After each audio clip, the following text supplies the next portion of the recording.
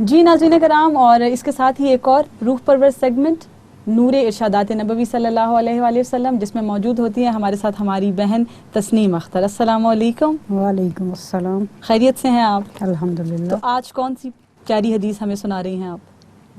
حدیث کا عنوان ہے جو رمضان کے روزے ایمان کے ساتھ ثواب کی نیت سے رکھے اس کا ثواب۔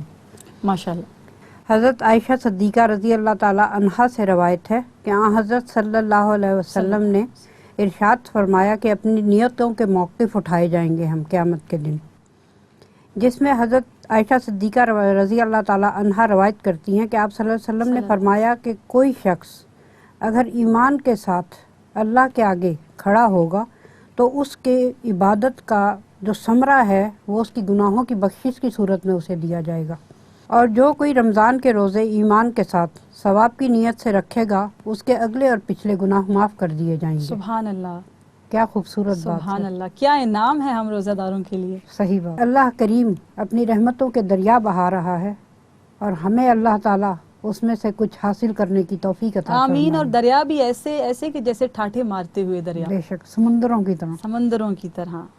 تو اللہ تعالیٰ ہم سب کو توفیق عطا فرمائے کہ اس رمضان کے حوالے سے ہم اپنی بخشش بھی کروا سکیں اور اپنے لیے جنت کا حصول بھی آسان بنا سکیں۔ آمین آمین یا رب العالمین۔ اللہ ہمیں ایسا بنا دے جیسا وہ ہمیں دیکھنا چاہتا ہے۔ بے شک۔ بہت بہت شکریہ پروگرام میں تشریف آوری کا۔ Thank you.